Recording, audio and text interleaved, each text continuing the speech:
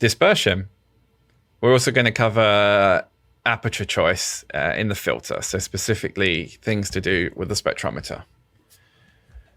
So the way that we choose our aperture, our GIF aperture, and our dispersion, remember, we can access this through this small button underneath the GIF camera, which is the filter state dialog. So if I click here, I can choose the energy loss, so the drift tube offset, dispersion, and the two apertures, so 1mm or 5mm. I'm in the same area as we were before. So dispersion is really the filter magnification. So we can go from very high magnification, so that's high dispersion. So high dispersion is kind of a small energy per channel. And then low dispersion or low magnification, so more EV per channel. So let's start off with the lowest dispersion, 1.5 EV per channel.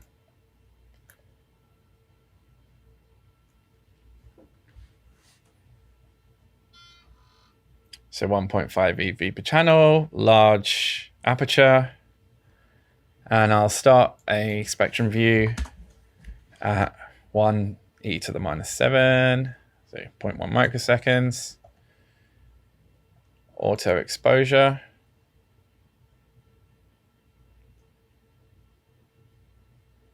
So 80 microseconds is what the auto exposures come up with. I'll turn auto exposure off. Zero loss peak looks kind of wide. So let's do autofocus. Well, let's do align ZLP and autofocus. So remember to pay attention to the measured full width half maximum here.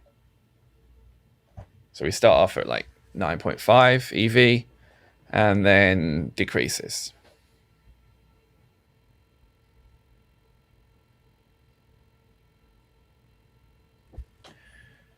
Great. So we finished. We've increased the energy resolution from 9.6 EV down to 6.35 EV. So this is kind of typical for this this low dispersion. We'd expect a full width half maximum of maybe around 6 EV. Okay, so yep, zero loss peak is sharper. And yeah, so as you can see, if I select the whole spectrum here, you see that we have an energy range of around 3072 EV. In this single view of 80 microseconds, we don't see much out at kind of high energy. The zero loss peak is really dominating, it's kind of using up all our dynamic range. That's why we're kind of constrained to have this fairly fast exposure time. But what we can do is we can do a capture.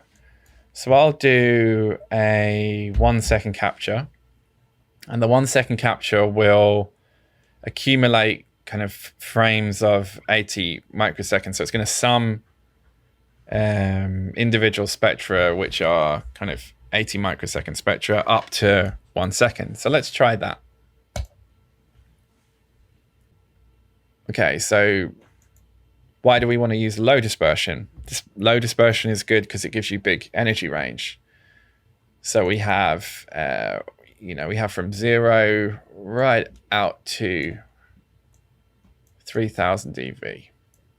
So we've already seen, we can see the oxygen. We can probably see the silicon L edge. Yeah. And then if we kind of want to see anything higher energy than the oxygen, what we're going to need to do is apply some energy offset so that the dynamic range isn't being kind of eaten up by the zero loss peak. So I'll start the view again. We'll go back to the view workspace. And I think 400 EV-ish should be just about enough to get the ZLP out the field of view. So maybe 450 is kind of safe. Now I can switch the auto exposure back on.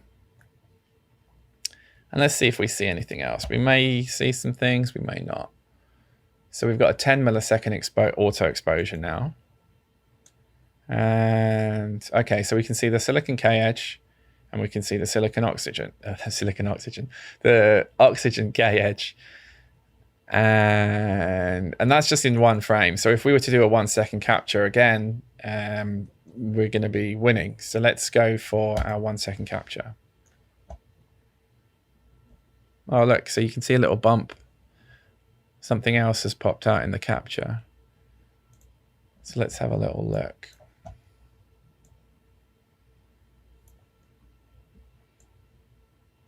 Maybe that's just carbon. Okay, so we have some features around here. We do kind of expect titanium and nitrogen in the sample, but we might not have enough scattering to get a decent signal. But kind of the point I wanted to show you, we've got like very good signal to noise ratio, like the background's super smooth. We've got kind of good detectability of our oxygen K edge and then the silicon K edge. So if we want to do something like mapping or quantification, having high signal and lots of signals in kind of a single field of view is really helping us. So that's kind of high dispersion. So we kind of think, okay, we've got loads of signal and we've got big energy range, so we can see lots of different things. So why wouldn't we use low dispersion all the time? Well, we kind of do want to use low dispersion all the time, but there is kind of one thing that we need to consider, and that's energy resolution. So remember the full width half maximum was something like 6 EV, wasn't it? So one kind of useful tool that we can use to measure the full width half maximum with the zero loss peak is in this EELS analysis palette. So there's this button that's called zero loss. So if we click zero loss, it will fit a model to the zero loss peak. The model type, the default is usually reflected tail, but you can change the model in this in the preferences. So we could choose reflected tail, one of the others. But anyway, it's beside the point. So what I wanted to just check was the measured full width half maximum. So with the from the reflected tail model there, this full width half maximum is 6.9 EV. And then let's just go back to 0 EV. So I'm going to put auto exposure back on, go down to 0. Now what I want to do is switch auto exposure off. And for comparison, we're going to look at a higher dispersion. So let's look at 0.15 EV per channel. And we're going to keep the big aperture for now. Okay. So align ZLP and autofocus. So we can already see that the full width half maximum is considerably smaller. So we started off at less than 2 EV and it's coming down even more. So we'll see where it ends up. So around 1 EV. Okay, so by going to higher dispersion, we've increased our energy resolution. And the reason for that is really this effect, which we call detector point spread. So the zero loss peak essentially gets spread out over multiple pixels in the camera, and kind of gets broadened out a bit. And that's something that we need to consider for an indirect detector. So we're using the indirect detector. We'll go into that a little bit more detail in the direct detection module, but just now, for now, it's something to bear in mind. But anyway, so we're at 1 EV energy resolution. Okay, that's done a good job.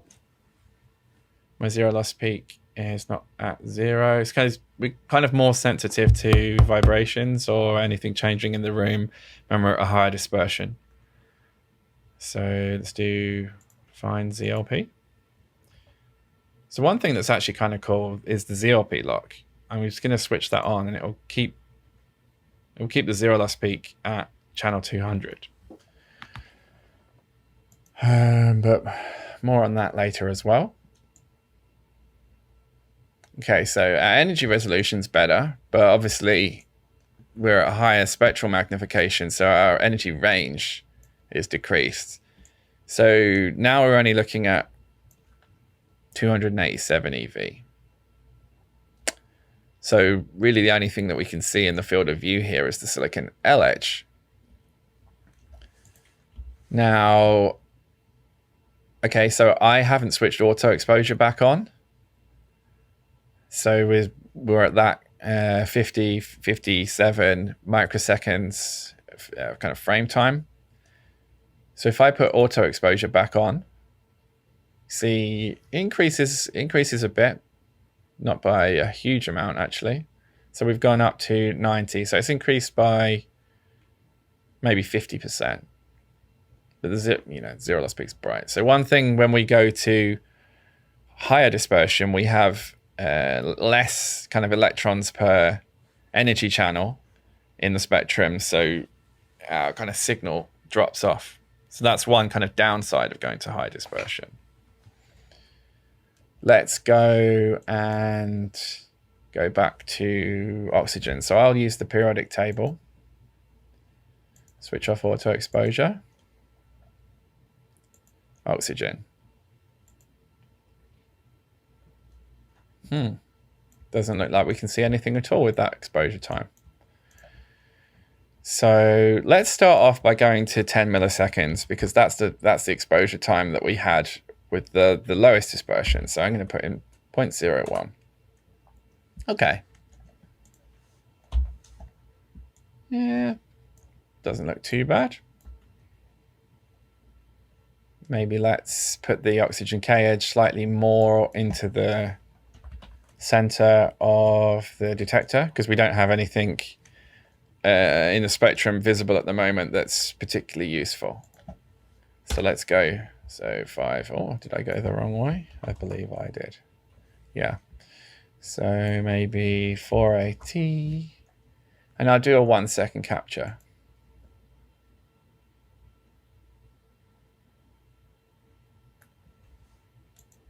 Okay, so let's rename this one. Info. Oxygen K edge. Oxygen K 0.15 EV per channel. And it was 1 second capture, 1.01 second frame.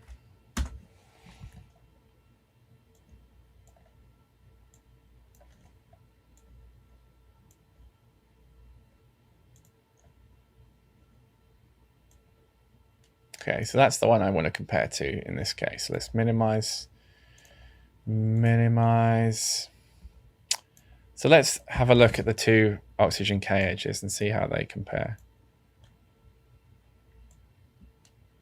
So this is probably quite a good example, actually.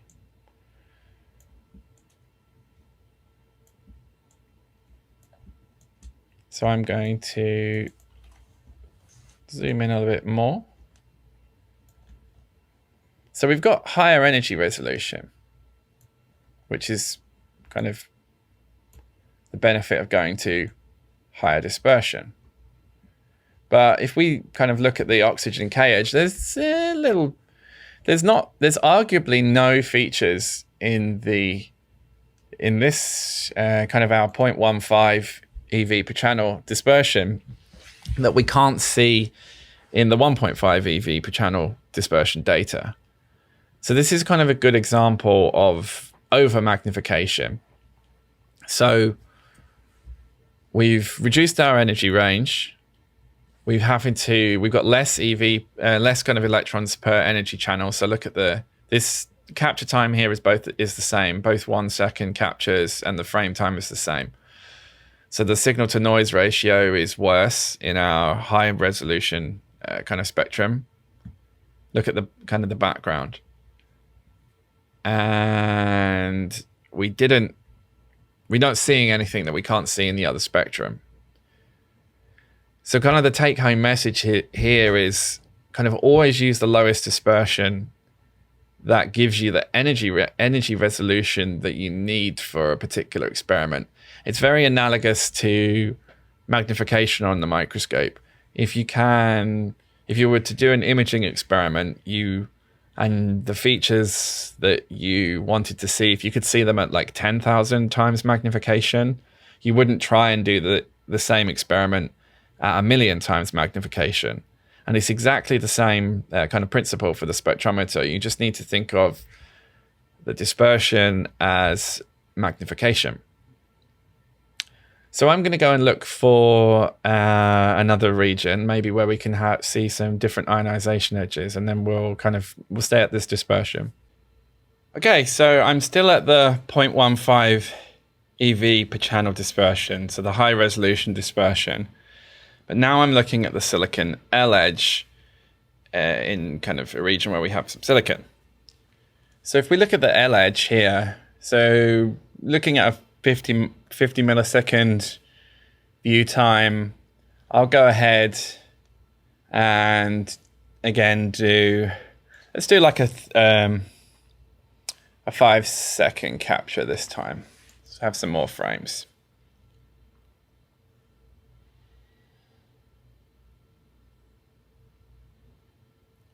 So this is more of an example of where the high resolution benefits us.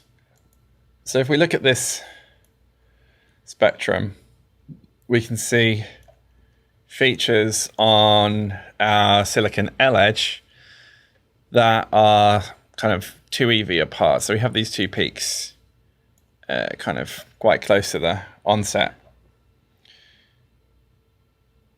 Okay, so I'm going to jump around a bit. So I'm just, for comparison, I'm going to jump back to do we still have the view running? Okay, so I'm going to stop the view, go back to 1.5 EV per channel.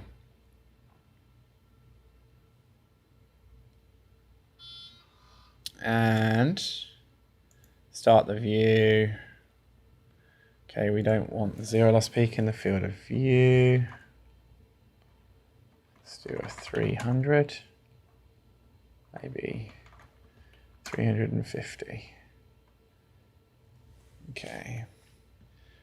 And we'll do, what does the auto exposure give us? Okay, so around 6 milliseconds. And again, a 5-second capture. So I'll close filter state. And we go back to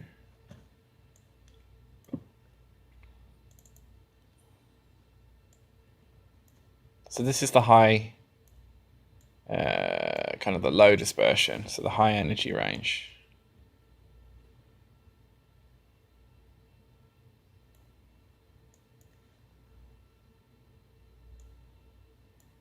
And this is the high energy resolution. So actually we can do what we did before. I'm going to copy one on top of the other. If I control drag, and then, so if I control left click and drag, we extract spectrum, the signal, but we're going to go into that in the more detail in the quant lectures. I'm going to select that slice, paste.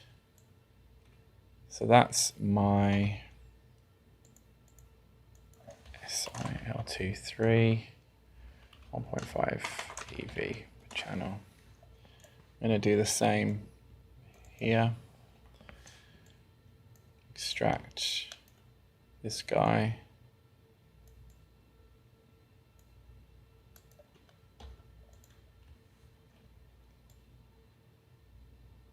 Okay, I'm going to minimize those. Info, SILT3, 5 EV per channel. And then we can really kind of see the difference here.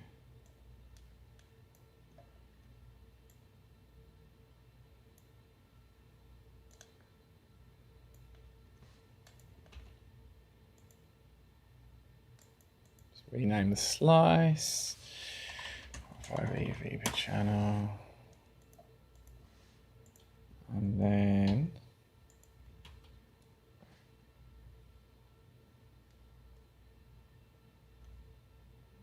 normalize against like the integral of the whole edge. Line slice vertically by integral.